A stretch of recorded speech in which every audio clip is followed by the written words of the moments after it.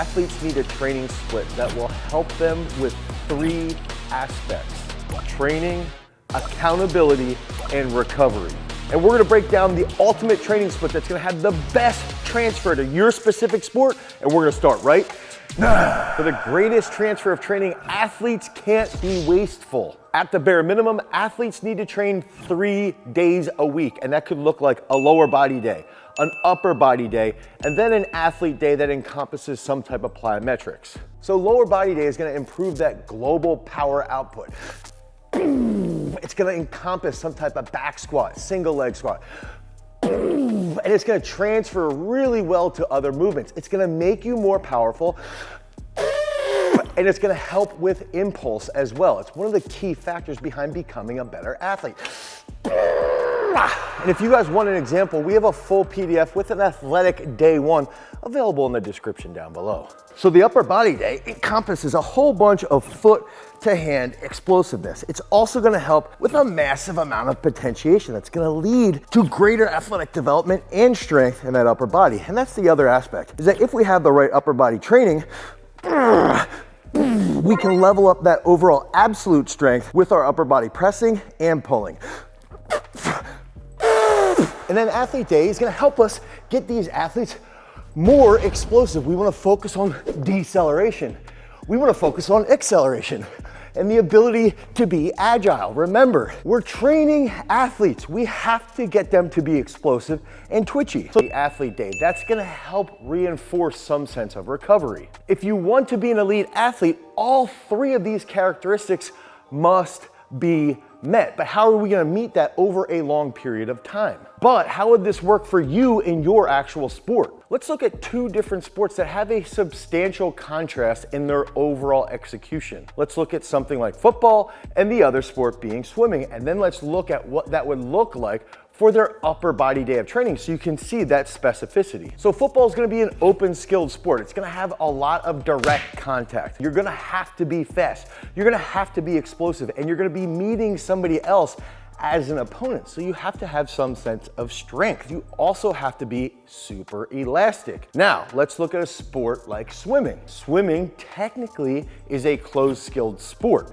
There is no opposition outside of the water. There's minimal counter movement when you do something like a flip turn. And when we're looking at that locomotion derived from swimming, it's primarily coming from the upper body. Yes, there is a major component from the legs, but it's primarily driven from the upper body, whereas that locomotion in football is primarily driven from the legs. So if we look at that football upper body training day, we can use for that technical coordination movement something like a linebacker jerk. If we're looking at the absolute strength exercise, that's gonna be something like a bench press. Then we can get into the hypertrophy and the accessory work, something like miracle grows or the tele extensions. Then we can finish off those accessories with something like hammer curls, ghost face kickbacks. Then we get into swimming. The technical coordination movement on that upper body day might actually be like a high butt snatch or even a low hang clean with a pause close to the floor to emulate the position that they're gonna have when they're coming off the blocks. When we look at the absolute strength movement, we wanna focus on something like pull-ups or dead hang pull-ups or weighted pull-ups. And then that would take us into that hypertrophy movement. We really would wanna focus on something like miracle grows. And then that accessory section might be using dumbbell external rotations or even something like walrus that incorporates the upper body with that trunk control to have better posture in the pool. We know that the 3-day split is paramount, right? If you have the lower body, you have that upper body, you have the athlete day, those are all key factors. And we've even run a YouTube community poll where you guys contributed over 18,000 votes. And 45% of those votes were in favor of having a 3-day split. But I wanna challenge the audience and say, that 3-day split might be holding you guys back from getting as swole as possible. And maybe if we build into a 4-day split, that's gonna help you guys be more athletic. And at GS, we work with Olympians, we work with professional athletes of all different sports. And typically, in every single setup, these athletes will be in the weight room 4 to 5 days a week. We know that researchers have seen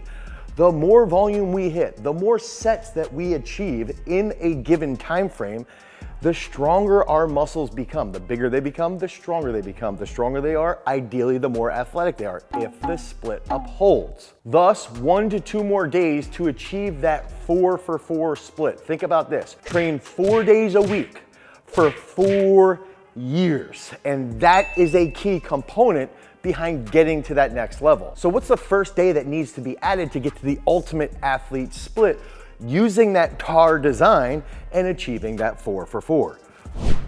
The answer to that question is impulse day. It's a second or, depending on who you talk to, a third day of leg-based training. Impulse can be boiled down to the simple concept of applying as much force as possible in a designated period of time. But what happens if we can only get 4 days of training and we can't get that 5th day? If we're training 4 days a week, impulse day can be modified into full body. So I've done this for wrestling, and typically an impulse day that is leg focused might look like, let's say we're doing a power snatch, 70%, 3 triples, move it as fast as possible. Then we're gonna get into a single leg squat, unbroken.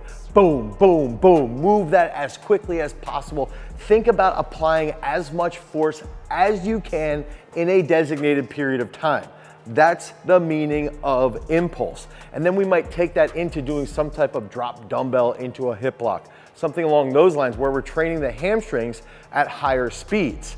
So that would be a typical leg-based impulse session. Now, one thing that we're actually doing with the South Dakota State wrestling team right now is that we're focusing on full body impulse. And that full body impulse might have us doing a complex, like a power clean into a front squat, as fast as we can go. So we want to catch that as rigid as possible and move as quickly as possible. Then we might decrease the load and do something like an unbroken single leg squat with dumbbells. So now with wrestlers, we can actually put our garage grip on that dumbbell. That's going to train the grip, and we're going to be in that unilateral position. And then we're going to superset that with something like explosive pull-ups. Get that sternum to the bar as quickly as possible. And then if we get into that third portion of that impulse session, we could still have that drop dumbbell snatch into a hip lock or anything along those lines that's going to be moving at high speeds.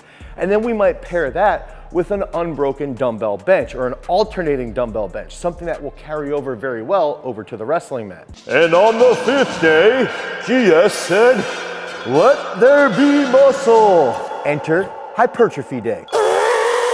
Whether you want to train 4 days or 5 days or even as few as 3 days a week, you've got to make sure that you have a personalized strength program. As a former athlete and a current coach of multiple world-class athletes, I know how valuable a properly designed program is. And that's why I'm giving everyone an entire free week of training when you guys head over to peakstrength.app, the Google Play Store, or the Apple iOS Store. I want to help you guys develop into a freak through speed, through explosiveness, and of course, through a whole lot of muscle. So muscle size has a direct link to strength output, as seen by researchers recently, where they noticed that if athletes increase their lean body weight, they increase their muscle mass, they in turn, as powerlifters, were able to exhibit more force or more strength. So that brings in that hypertrophy day. On hypertrophy day, we want to focus on that upper body a little bit more. That's going to bring in a little bit more swollenness to help develop that muscle mass. And a really important part of hypertrophy day is to engage in that structural bodybuilding. So that might entail dumbbell external rotations for the shoulders. We might look at Zotman curls to try and strengthen our elbow flexors. We might do something like Spanish squats to improve the strength of our knees while also getting a nice pump in the quads. And then even getting into something like an isometric slant board hold to try and strengthen and stabilize that ankle joint. So the ultimate split starts with understanding the needs of TAR. And then we're gonna shift into understanding the top characteristics for that sport that we're gonna be training for. Think back to that swimming example compared with football. And then we lay it out and we execute it per sport with that 4-for-4 in mind. Imagine 4 days a week for 4 straight years. Because remember, freaks, if you wanna become a champion, you've always gotta cultivate your power. Peace.